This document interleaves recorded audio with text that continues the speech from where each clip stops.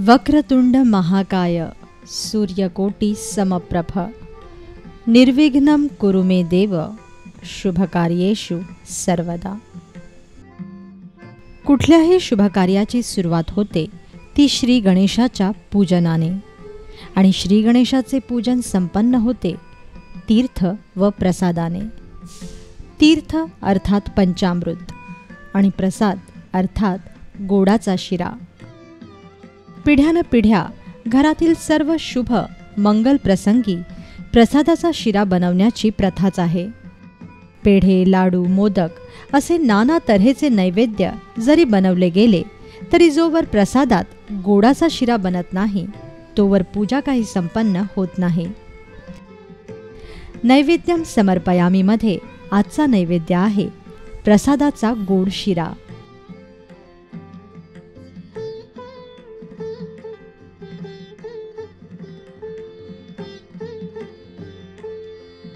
प्रसादाचा शिरा बनवण्यासाठी आपल्याला लागेल 1/2 कप बारीक रवा, 2.5 कप दूध,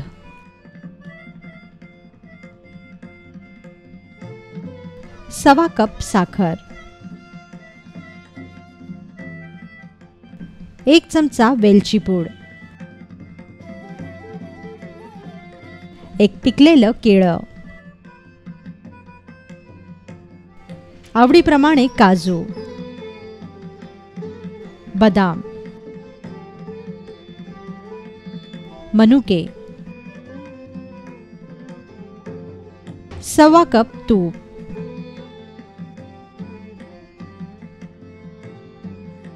आणि चिमूटभर मीठ। सर्वप्रथम 4 ते 5 चमचे तूप पॅनमध्ये गरम करा।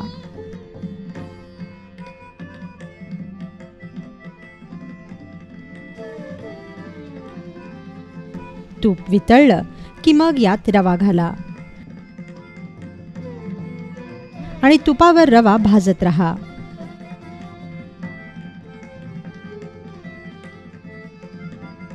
रवा भाजण्याची प्रक्रिया अत्यंत काळजीपूर्वक आणि शांतपणे केली पाहिजे। रवा कधीही मंद आचेवरच भाजला गेला पाहिजे। रवा भाजताना तो कालथ्याने सतत हलवत राहिला पाहिजे, नाहीतर रवा भांड्याला लागतो आणि मग शिऱ्याचा रंग बदलतो आणि शिऱ्याला करपट वास येण्याची शक्यता असते।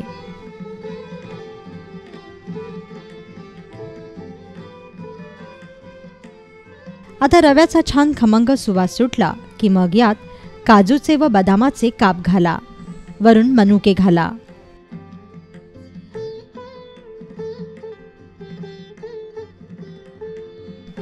आणि रवा पुन्हा भाजत रहा।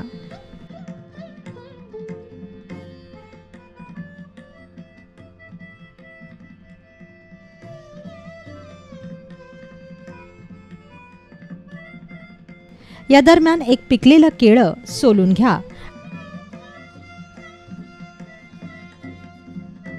आणि भाजत आलेल्या रव्यात या केळ्याचे बारीक काप घाला।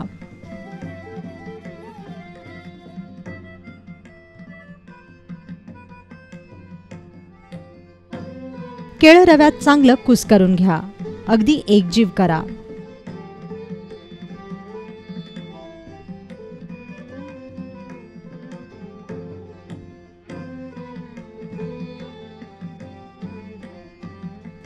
केळं छान एकजीव झालं की गॅस बंद करा आणि पॅन खाली उतरवा।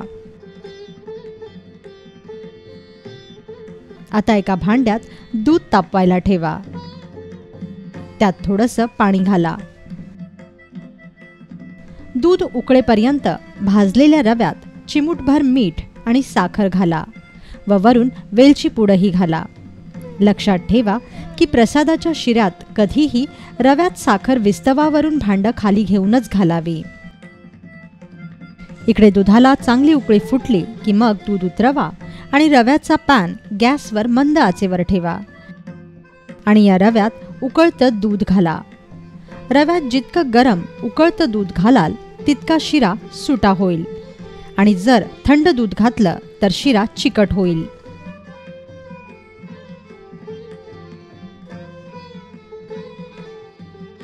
थोडं दूध घालून रवा हलवत राहा आणि दुधात रवा चांगला मुरू द्या.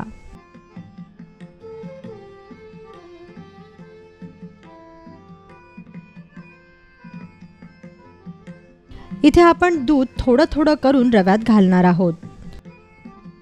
दूध घालताना आपल्याला वाटेल की रवा चिकट होतोय, पण या दुधात रवा छान मुरेल आणि फुलून येईल.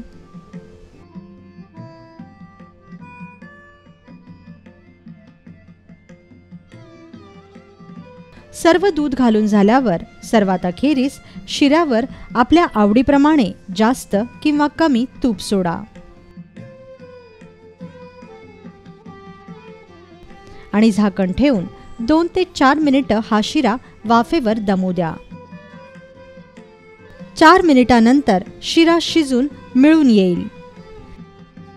शिरा बनवताना सर्वात महत्त्वाचं असतं ते पदार्थांचं प्रमाण. त्यामुळे प्रमाणबद्ध पद्धतीने बनवलेला शिरा कधीही चुकत नाही. तर मग अशा तऱ्हेने बनवा पारंपरिक पद्धतीचा सात्विक प्रसादाचा गोड शिरा.